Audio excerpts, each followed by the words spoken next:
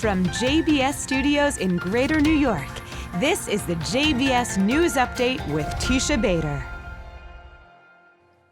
I'm Teisha Bader with the JBS News Update for Tuesday, February the 15th, 2022. We open with more on Israeli Prime Minister Naftali Bennett's historic trip to Bahrain, the first Israeli premier to visit the Gulf Island Kingdom. Bennett, who arrived in the capital of Manama last night, shared on social media that he was received by an honor guard today at the palace of Bahraini Crown Prince and Prime Minister Salman bin Hamad Al Khalifa, with Israel's national anthem, Hatikva, being played.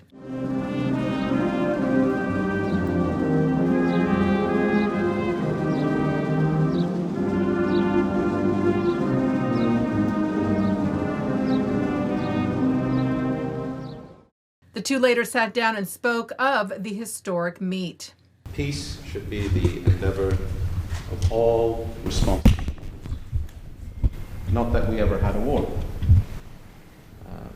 but relations between our two countries were not at a level that could be construed as normal. And I think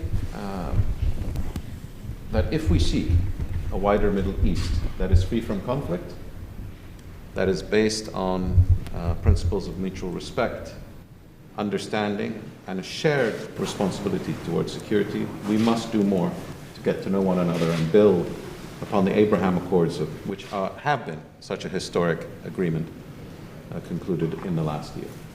I come from Israel with a spirit of goodwill, of cooperation, of standing together amidst mutual challenges.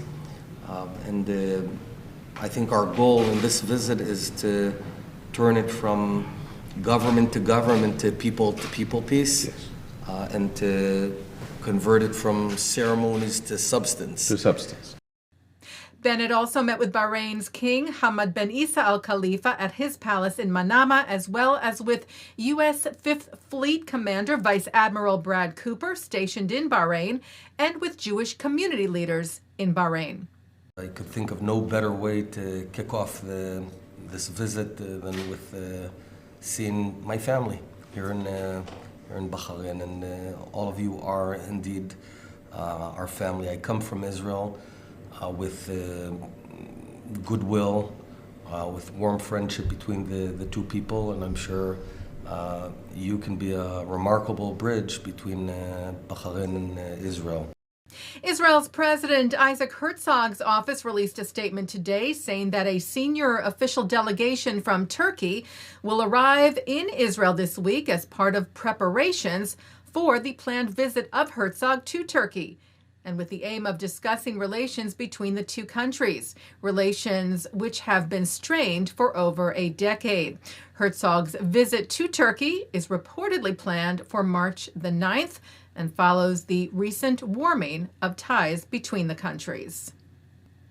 U.S. Speaker of the House Nancy Pelosi landed in Israel this evening, leading a delegation of 7 House Democrats: Adam Schiff, Ted Deutsch, Barbara Lee, Bill Keating, Eric Swalwell, Andy Kim, and Ro Khanna. Pelosi said of the trip, which will include stops in the UK and Germany, our first stop will be in Israel, recognizing our shared democratic values and mutual security. We will meet with the leadership of Israel and leaders in the civic community to discuss the prospects for a two-state solution and regional security. The delegation will reportedly meet in Jerusalem with Prime Minister Bennett just after his return from Bahrain, as well as with President Herzog, Foreign Minister Yair Lapid, Defense Minister Benny Gantz, and others, and in Ramallah with Palestinian Authority President Mahmoud Abbas.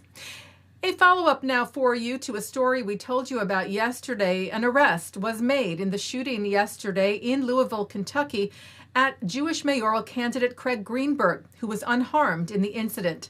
Quintez Brown, a local political activist, was arrested shortly after the incident and charged with attempted murder and reckless endangerment.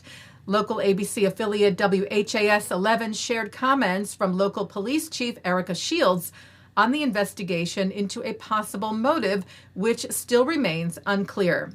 Mr. Greenberg is Jewish, so there's that. We don't know if it's tied to the candidate, political, or if it's just, are we dealing with someone who has mental issues or is venomous. I don't know. So we have to really keep an open mind and really just be diligent in taking care of our community. Brown has reportedly been struggling with mental health issues over the last year. U.S. and global tech giant Intel announced it is acquiring Israeli company Tower Semiconductor, a leader in the manufacture of high-value analog semiconductor solutions, for $5.4 billion.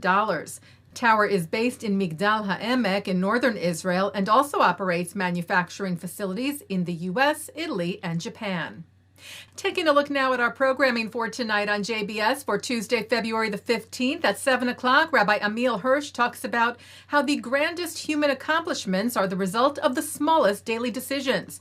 At 7:30, Ellie Cohanim speaks with Dumisani Washington on relations between the Black and Jewish communities. Then at 8 tonight from the JBS studios, Marc H. Morial, President and CEO of the National Urban League, sits with Rabbi Marc Schneier and Valerie Nash of the Foundation for Ethnic Understanding to discuss the state of Black-Jewish relations today. At 8:30, Senators Cory Booker, Jackie Rosen, and Tim Scott discuss education, social justice, and other issues as they launch the historic Senate caucus on Black-Jewish relations. That's from the AJC's Virtual Global Forum of 2021. At 9, Mark Golub sits down with Rabbi Joe Potasnik on L'chaim. At 10, a replay of the premiere episode of a brand new program here on JBS, In the Spotlight, where Abigail Pogrebin is joined by Yehuda Kurtzer for a wide-ranging discussion about Jewish life today. And coming up next, it's the ILTVs Insider. And that's the JBS News Update for Tuesday, February the 15th, 2022. I'm Teisha Bader. Stay healthy, stay well.